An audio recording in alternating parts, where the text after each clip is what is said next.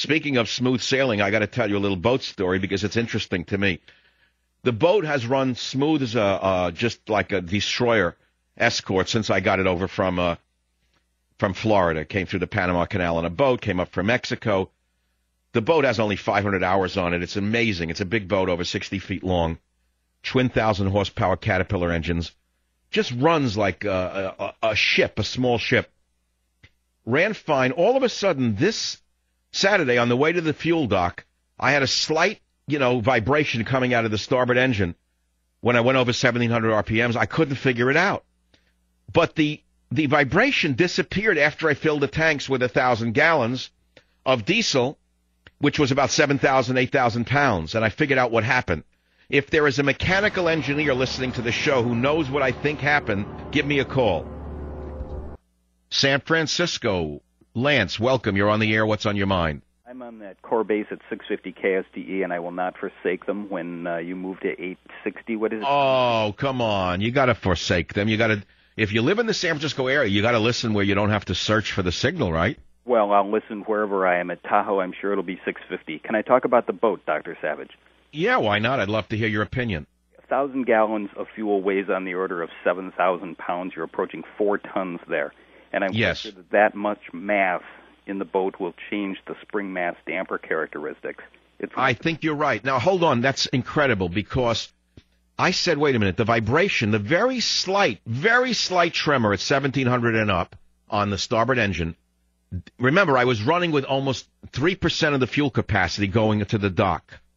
And that's when I got the vibration for the first time. A very low fuel, figure on reserve, right?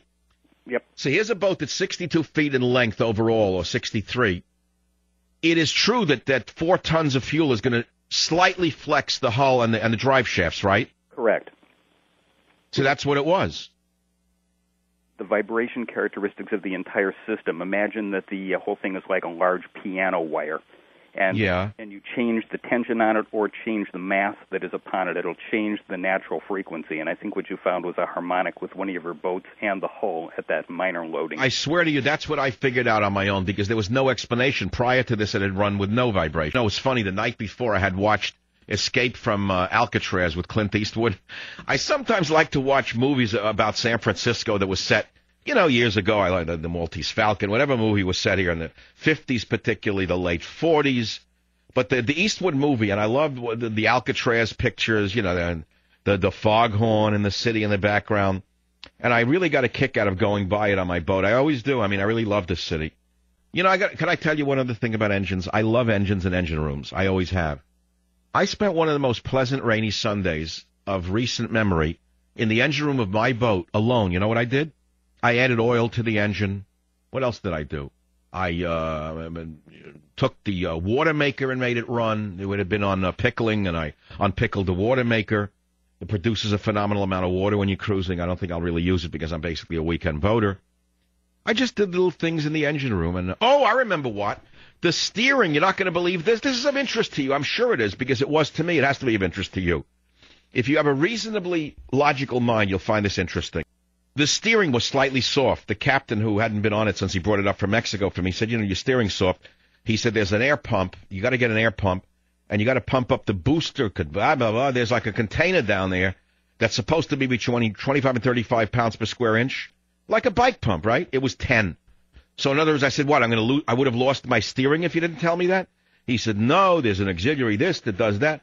So I went and bought a handheld bike pump. I crawled over the Fireboy and prayed it didn't explode in my chest because it would have been like an IED. I mean, I know it sounds crazy. This big red fire control system, and to get at this damn thing, I had to put my chest over a Fireboy that was the size of a big thing, like an infant, sticking up in my gut. And I'm pumping on the thing, and it's hard to pump by hand. And I said, if this Fireboy goes off, it's going to go right through my chest, right through the deck. It was fun. I loved getting some oil on my hands. Why does a man feel good around engines? Why do most normal men love tinkering with engines and with oil and with rags? Why? What is it about? It's like every time I go to a boat store, I say I feel like I'm in a toy store for adult. 1-800-449-8255, michaelsavage.com. Let's go all the way to Mississippi. Why Mississippi? because in Mississippi they know about certain things that you people in New York don't know about. Glenn, welcome to the show. Glenn, what are we going to talk about, you and I?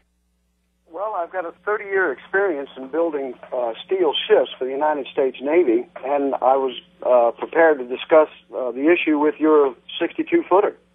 Good, because you're an expert. So I got 2,000 horsepower cat diesels. The boat ran like a clock until this trip Saturday over to the fuel dock when she was almost empty of fuel. She was down to around 250 gallons out of 1,500, which I never should have let happen. I know that. And all of a sudden I felt a slight vibration above 1,700 RPM. But after filling up 7,000 pounds of fuel, the vibration went away. And you think it was because why? Well, one of your former callers was dead on his subject, but, and it has all to do with the actual shape of the hull versus the amount of weight you put in it. And the third reason would definitely be that you sank the hull lower in the water. Every ship has an immersion rate, and you put so many thousand pounds on there, and it sinks a certain amount. And this will drive the props deeper. When we go out and test the ships for the United States Navy, we have to be in at a certain draft on the ship, or the props are not efficient.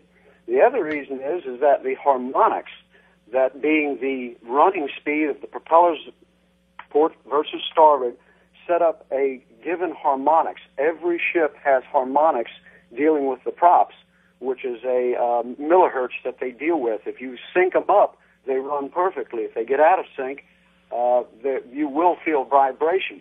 In your case, with just dealing with a 62-footer, it's probably in the fact that you let the fuel run too far out. We have compensation systems on ships that sail the seas, which means we take on water while we're running the fuel out. Really? So when the fuel runs out on a Navy ship, you're taking on seawater for ballast. That's very interesting. Yes, sir. What we do is the fuel floats, of course, in the tanks, but we keep the props low in the water so they'll take a large bite of heavier or concentrated water. Isn't that interesting? You see, Glenn, first of all, I am so thankful that you are an expert in the subject, because my intuition told me, without knowing exactly why, that the weight of the fuel is the reason that the slight vibration went away. And I just figured it out on pure instinct, and now I think you're confirming that. Glenn, what kind of ships do you still build in Mississippi for the U.S. Navy, just as a side note? Well, the ones that have made the recent headlines, the LPDs, the LHAs. The LHAs are 884 feet long. They come in at a displacement weight of 54,000 tons. But what are they? What kind of boat are they? What do they do? They're amphibious assault ships. Oh, I was on one of those. So they look like a mini aircraft carrier with a flat top for helicopters? Yes, sir. They're amazing, and they have a hospital that can take up to 800 men on it. I've been on those. They're amazing during the Navy League events. I've gone aboard them. They're really awesome. They can put an entire battalion of Marines ashore. 3,000 Marines. That's amazing. No, it's amazing, and the hospital aboard these ships is something to behold too. So you guys build them in Mississippi? Wow, what a great thing to be doing for the country. Well, I gave it my best in Vietnam, came back and decided I had to give something a little bit more for this country's defense. And this is something that smart Alex in big cities don't know goes on outside of New York City. They think the whole world spins around Wall Street. Little do they know that you can't fight a war with paper dollars. One thing, Dr. Savage, keep your tanks at least 50% and up. Because I've learned my lesson, Glenn. Even with my cars, since the time I'm a kid, common sense said don't let it get down to reserve, because even with a car, you're going to suck up the impurities from the bottom of a fuel tank on top of it all. Correct? Well, that's true. But with diesel, a lot of people don't know this. There's a algae that forms in diesel fuel, and the less air you keep in a tank, the less algae you'll actually form. So, we put a conditioner into the fill line on the way in. Is that what it kills? Yes, sir. It kills that algae so it doesn't clog your injectors up, and it will. Well, I was shocked that I was down. I needed 1,165 gallons when I filled it yesterday. Quite a nice bill. cost me a little bit more than the clam chowder soup. Yes, sir. Glenn, can I send you a free copy of Banned in Britain? Please stay on the line. It'll be my honor to do so. I'll be right back.